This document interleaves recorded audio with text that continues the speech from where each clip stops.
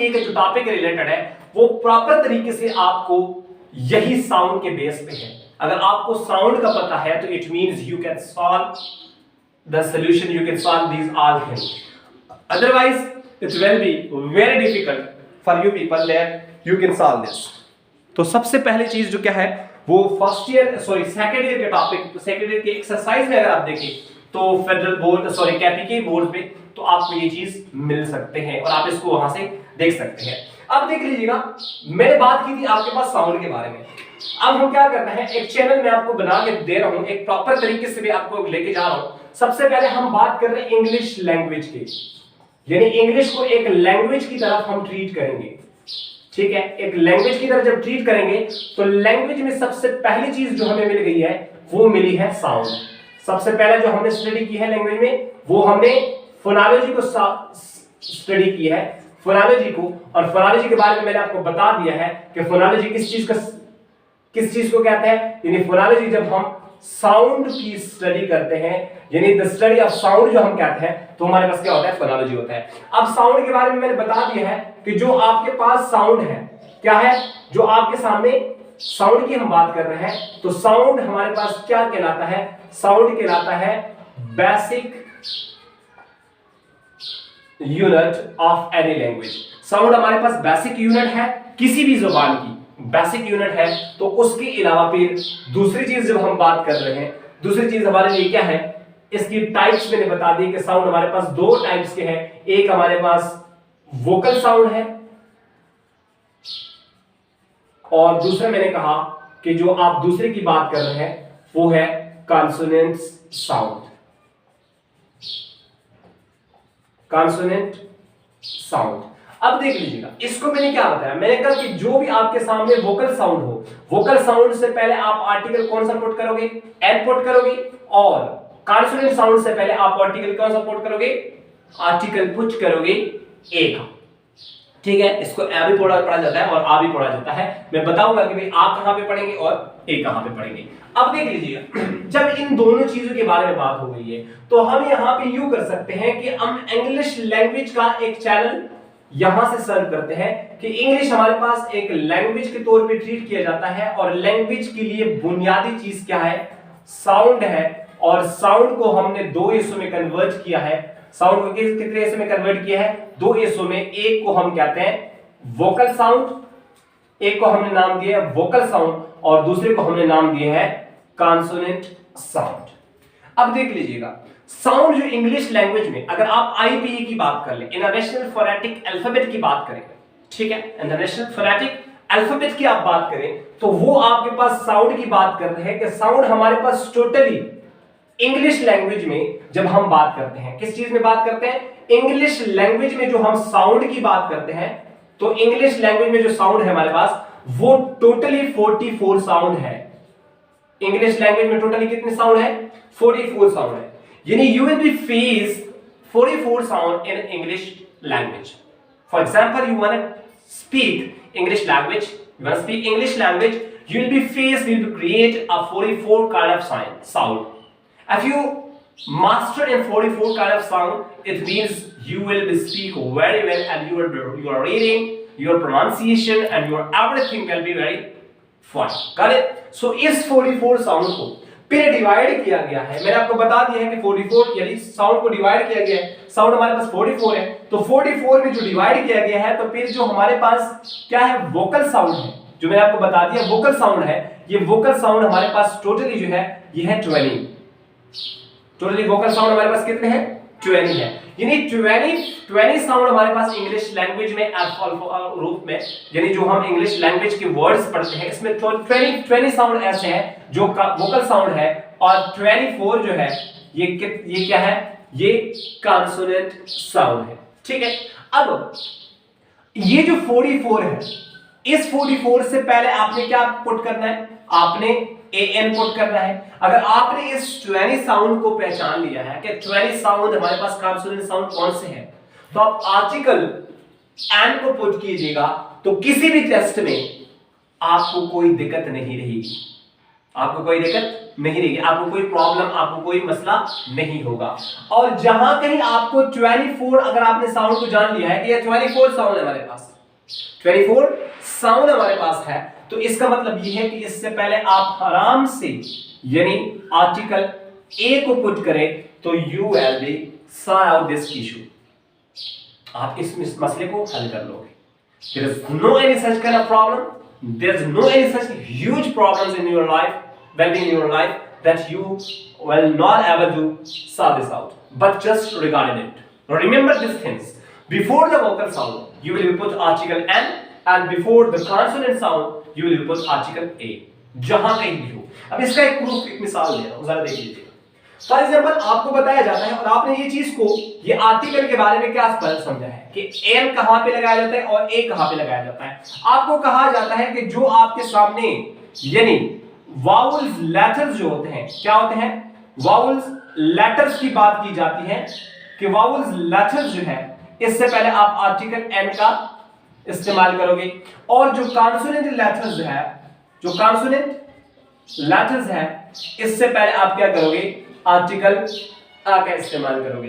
But ये कहीं जगह पे इस्तेमाल नहीं की जा सकती, ये अप्लाई नहीं की जा सकती, ये बात बिल्कुल नामुमकिन है। अब जरा देख लीजिएगा, मैंने आपको कहा इस चीज की वजह से साउंड की जरूरत है हमें। अब यहां पे मैंने लिखा, मैंने कहा कि भाई ए हमारे पास क्या है, ए तो हमारे पास एक आ साउंड है, लेकिन अगर मैं बताऊं कि भाई बी ई क्या है हमारे पास, आप कहेंगे सर ई साउंड है। अब मैंने कहा ई और ए क्या है, आपने कहा सर ये हमारे पास एक वाउल्स लेटर्स कहलाते हैं। क्या कहलाते हैं, वाउल्स लेटर्स कहलाते हैं। मेरा पहला क्वेश्चन तो यह है कि ये वाउल्स लेटर्स होते क्या है, व्हाट इज वाउल्स लेटर्स। तो आपने कहा सर वाउल्स लेटर्स टाइप्स है लेटर्स का। फिर मैंने आपसे पूछा कि व्हाट इज लेटर्स, आपने कहा सर लेटर्स, लेटर्स को कहते हैं, हर्फ को कहते हैं। मैंने कहा कि I don't want to ask the English the Urdu meaning of this particular word, I know the Urdu meaning of the letter is हर्फ और हुरूफ, हर्फ और हुरूफ, I know this, each and everybody may know these things, that letter means हर्फ और letters mean हुरूफ। अब देखिए सिंगुलर एंड प्लूरल की बात करो, लेकिन मैंने आपको कहा कि how we define the letters, तो यकीन से कह सकता हूं कि 99% लोग, मुझे ये मालूम नहीं कि क्यों इस तरह करते हैं, लेकिन 99% लोग लेटर्स की डेफिनेशन को नहीं बताते।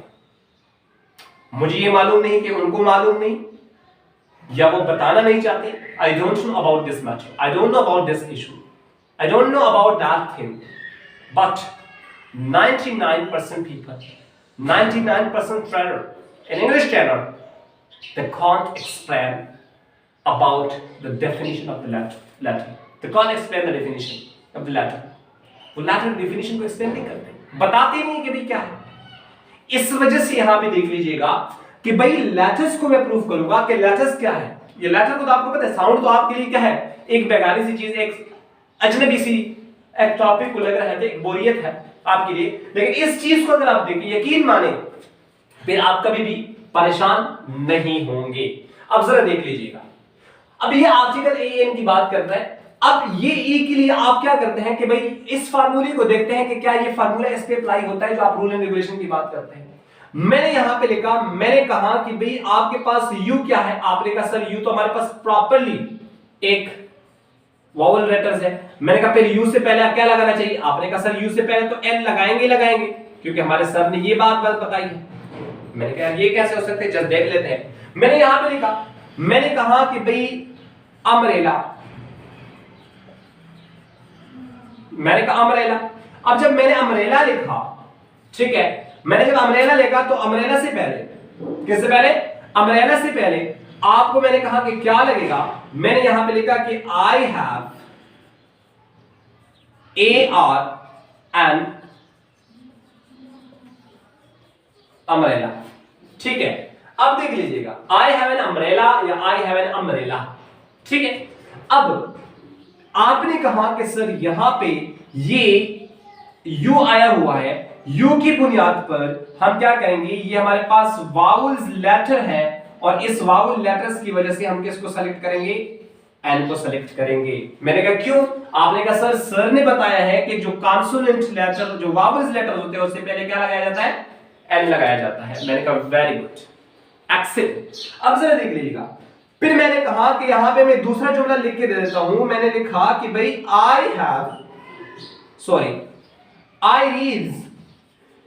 I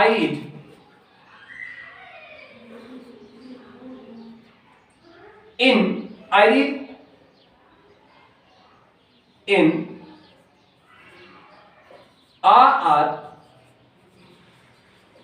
an university। ठीक है, I read in a university या I read in an university। ठीक है, अब देख लीजिएगा, अब सबसे पहले an university। अब यहां पे मुझे समझ नहीं आ रही कि आप यहां पे क्या करोगे, आपने कहा सर यू है, अब यू के लिए मैंने कहा कि क्या है, आपने कहा सर ये वाउल्स लेटर्स है, तो मैंने कहा जब ये वाउल्स लेटर्स है तो वाउल्स लेटर्स के अकॉर्डिंग तो क्या होना चाहिए, आपने कहा सर ये गलत हो जाएगा, क्या होगा, ए होगा। मैंने कहा अपनी बात को खराब कर रहे हैं, आपने कहा वाउल लेटर से पहले क्या लगता है, बिल्कुल यहां पे यही चीज है कि हम साउंड को देखेंगे, हम किसको देखेंगे, साउंड को देखेंगे, हमने आप लेटर्स को नहीं देखना। एच आपके पास क्या है, एच आपके पास प्रॉपरली एक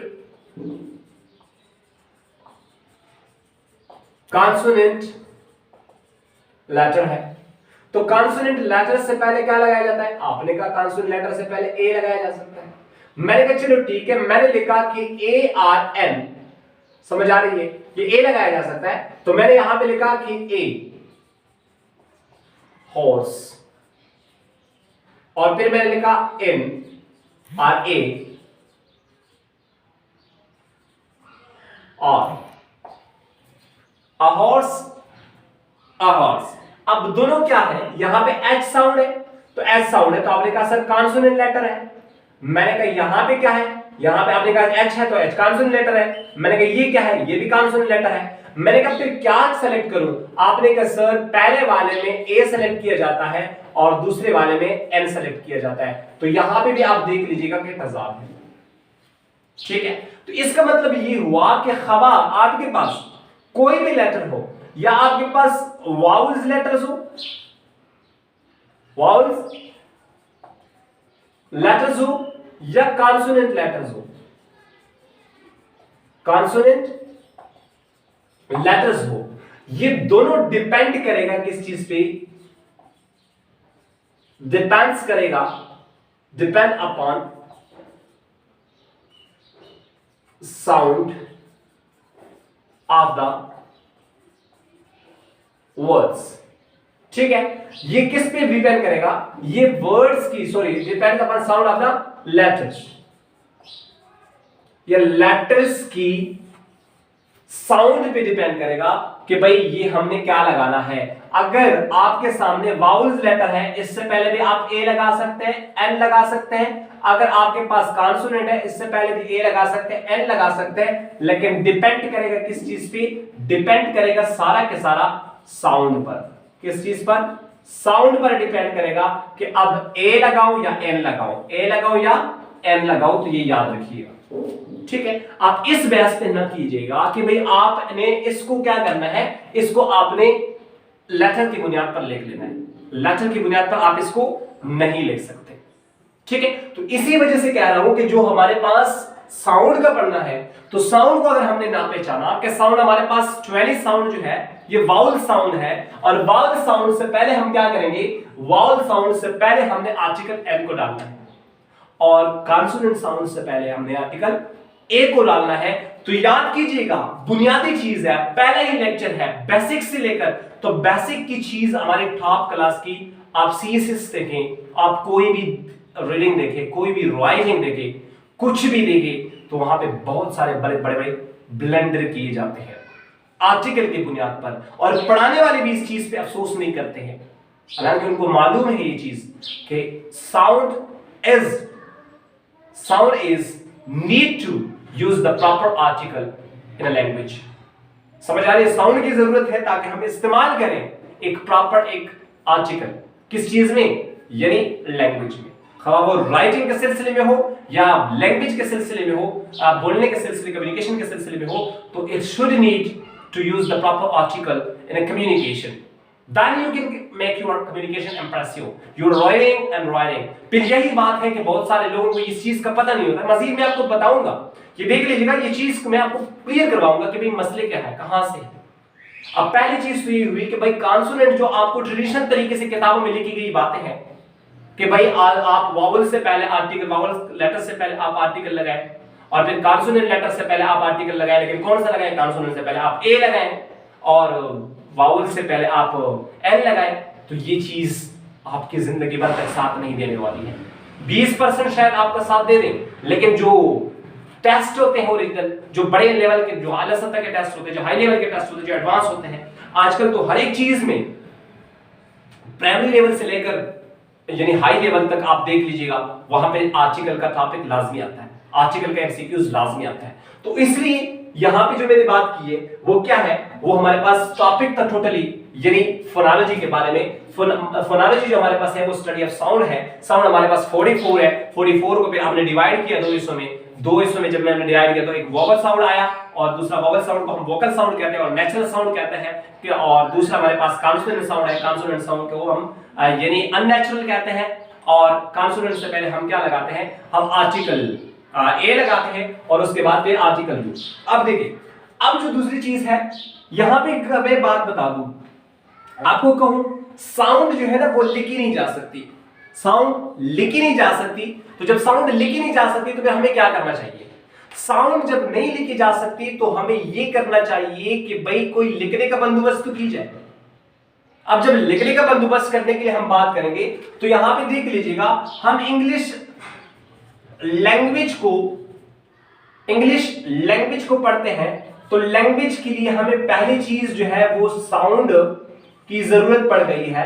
तो फिर साउंड के बाद अगर मैं आपको बता दूं, मैं यहां आपसे बात कर रहा हूं तो आप साउंड को तो फील कर रहे हैं। अगर मैं कहूं कि मेरी बात को लिखो, अगर आप यही बात को लिखना चाह रहे हैं, यानी आई टेल टू यू, मैं आपको बताऊं कि I say that you write it, यानी write on the board, write on the board, जो भी आपने लिख रहा है मैंने कहा आप लिखो।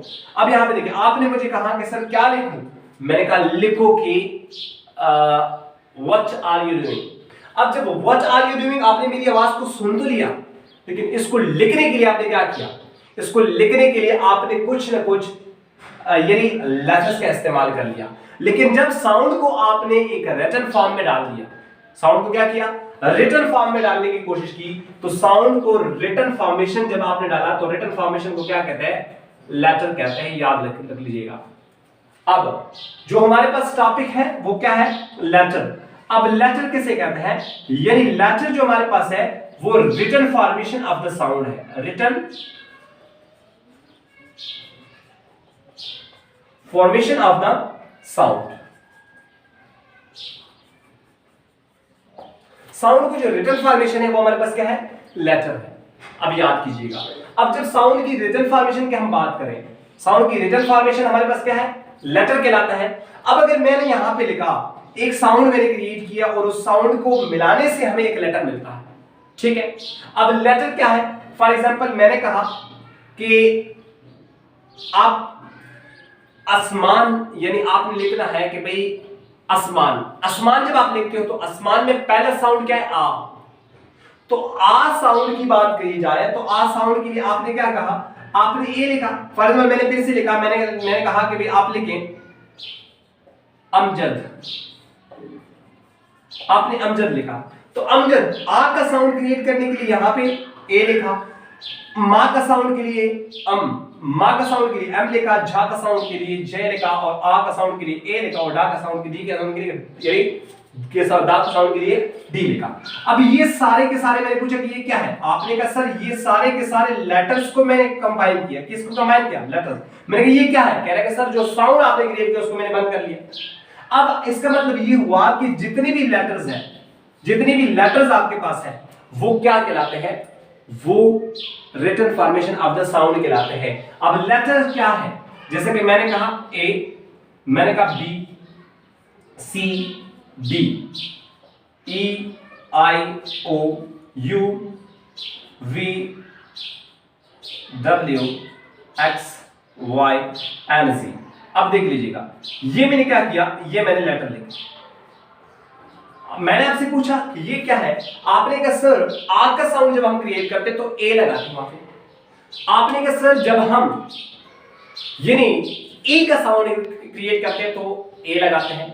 मैंने कहा वेरी गुड, यानी ए जो है हमारे पास आ का साउंड, आ साउंड और ए साउंड, ठीक है ना, इसके लिए इन दोनों के लिए हमने इस्तेमाल क्या किया, इन दोनों के साउंड मिलाने से हमने साउंड के क्रिएट कॉम्बिनेशन के लिए हमने क्या किया, ए को इस लेटर का नाम दे दिया। ये जो हमने लेटर्स डाला तो इसको हमने नाम दिया ए। इन साउंड, इसका नाम क्या है, ए, इसका नाम ए है और साउंड इसके क्या है, दो है, आ और ए। किस तरीके से, मैंने यहां पे लिखा अल्लाह, अल्लाह जब मैंने लिखा तो यहां पे ए का साउंड क्या है, आ है, लेकिन मैंने लिखा कि भाई एरिट्यूड, एरिट्यूड में ये ए जो है ये साउंड क्या देता है, ये ए का साउंड देता है, ए, एरिट्यूड। तो इसी वजह से दो साउंड के मिलाने से क्या हुआ, एक साउंड आया। अब इसी तरह बी को देखिए, बी भी दो साउंड की कॉम्बिनेशन है। तो ये टोटली हमारे पास जो 26 यानी 44 लेटर्स को जब हमने कंबाइन किया, साउंड को मिलाने से हमें क्या मिले, ये टोटली हमारे पास जो लेटर्स आ गए वो कितने आ गए, वो 26 आ गए, ये 26 आ गए। अब कंबाइन कैसे हो गए, यानी सर साउंड हमारे पास क्या है, साउंड तो हमारे पास 44 थे और लेटर हमारे पास 26 हो गए, ये क्यों, ये कम क्यों हो गए। देख लीजिएगा, ए के लिए मैंने बता दिया कि ए ने एक लेटर ने दो साउंड को आपस में क्या किया है, जम किया हुआ है, दो साउंड को आपस में यानी कवर किया गया है। अब बी साउंड ने भी दो साउंड, तीन साउंड को कवर किया गया है, तो इसी वजह से एक लेटर ने 3-4 साउंड को कवर किया गया है, तो इसी वजह से साउंड को क्या, साउंड कम पड़ गए और इससे हमें 26 लेटर्स आ गए, 26 लेटर्स आ गए। अब जब ये 26 लेटर्स आ गए, याद कीजिएगा इस 26 लेटर्स की कंबाइन होकर, इन तमाम को इकट्ठे होकर इन लोगों ने क्या किया, अंग्रेजों ने इसको एक स्पेशल नाम दे दिया जिसको नाम दिया गया अल्फाबेट। क्या नाम दिया गया, अल्फाबेट। अब याद कीजिएगा, इसी सब तमाम के तमाम यानी 26 जो हमारे पास आ गए, क्या आ गए 26 जो लेटर्स की कॉम्बिनेशन हमने कर लिया। जहां तक आपको 26 नजर आ जाए तो समझ लीजिएगा कि इसको आपने क्या कहना है, इसको आपने कहना है कि ये हमारे पास 26 लेटर्स है, 26 लेटर्स है और इसी को इंग्लिश में अल्फाबेट कहते हैं। इसको इंग्लिश में क्या कहते हैं, इसको इंग्लिश में अल्फाबेट कहते हैं। अब इसी टॉपिक के साथ यानी वीडियो बहुत ज्यादा लंबी हो जाती है, तो याद कीजिएगा ये अल्फाबेट जो हमारे लिए है, इसको मैं इस लेटर्स के टॉपिक को मैं क्या कर रहा हूं, इसको मैं खत्म कर रहा हूं, तो फिर मजीद में बात करता हूं। इससे आप स्क्रीनशॉट लीजिएगा, फिर बात कर लेते हैं।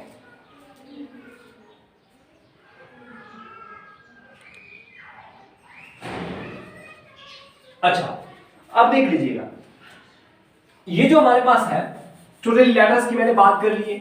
अब इसी चीज को आज लेटर तक मैं फोनोलॉजी को आपको पढ़ा रहा हूं, फोनोलॉजी जो हम खत्म कर लेते हैं, फोनोलॉजी जो लेटर्स तक है, तो फिर इंशाल्लाह मजीद मैं आपको कवर कर लेता हूं कि किस तरीके से होगा। अब मैंने यहां पे बात ये कर ली है कि भाई इंग्लिश हमारे पास क्या है, इंग्लिश एक लैंग्वेज के तौर पे ट्रीट किया जाता है। लैंग्वेज के लिए किस चीज की जरूरत होती है, लैंग्वेज के लिए साउंड की जरूरत होती है। और साउंड जो हमारे पास दो किस्म के, एक को हम कहते हैं वोकल साउंड और दूसरे को हम कहते हैं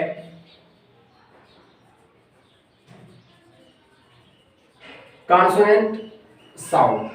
अब देख लीजिएगा, वोकल साउंड मैंने बता दिया कि वोकल साउंड हमारे पास कितने हैं, 44 है, और कॉन्सोनेंट साउंड हमारे पास कितने हैं, ये है 20 और ये क्या है 24। मैंने ये भी बता दिया है कि साउंड के बाद यानी जो इंग्लिश लैंग्वेज है, इंग्लिश लैंग्वेज में हम क्या करते हैं, इंग्लिश लैंग्वेज के बाद, इंग्लिश लैंग्वेज के लिए बेसिक यूनिट क्या है, साउंड है। अब साउंड की जो रिटन फॉर्म है वो क्या कहलाता है, लेटर्स कहलाता है। साउंड की रिटन फॉर्म क्या कहलाता है? लेटर कहलाता है। अब लेटर को हमने क्या किया, लेटर्स भी हमारे पास टोटली कितने बन गए? ये 26 बन गए हैं। अब 26 कौन कौन से हैं? अब ये ए बी सी और D, A I O U V W X Y and G, ये मैंने कहा कि ये टोटल कितने हैं? ये टोटल हमारे पास एक सेट है। कितने का? ये टोटल सेट जो है ये इज इक्वल टू है 26 का। इस 26 लेटर को एक स्पेशल नाम दिया गया है अल्फाबेट। क्या नाम दिया गया? अल्फाबेट। और साथ साथ बताता चलो, एक और कंफ्यूजन आपको दिया जाता है कि ये अल्फाबेट्स है। याद रखिएगा, ये 26 जो है ये अल्फाबेट्स नहीं है, ये अल्फाबेट्स नहीं है, ये कहलाता है अल्फाबेट। यानी ये अल्फाबेट कहलाता है, ये अल्फाबेट्स नहीं कहलाते, ये याद रखिएगा। लेकिन जब 26 कंप्लीट हो जाए, अब 26 जब कंप्लीट हो जाए तो लाजमी है कि आप यहां देख रहे हैं तो यहां पे एक मैंने ये वाला ग्रुप को बनाया है। अब ये वाले ग्रुप को आप देखें तो साउंड क्या, लेटर क्या है? लेटर तो written formation of the sound है, साउंड की रिटन फॉर्मेशन है। अगर आप साउंड की रिटन फॉर्मेशन ले ले तो यहां पे मुझे क्या मिला? यहां पे कुछ मैंने यूं लिखा कि भाई ए ई आई ओ यू, ये जब मैंने लिखा तो इसको क्या कहा गया? इसको आपको पता है कि क्या लोग कहते हैं कि इसको वाउल्स लेटर्स कहते हैं, वाउल्स लेटर्स कहते हैं, ये वाउल्स लेटर्स है। लेकिन बाकी जो है यानी B C D F G etcetera, ये जो हमारे पास है ये क्या कहलाता है? ये कॉन्सोनेंट,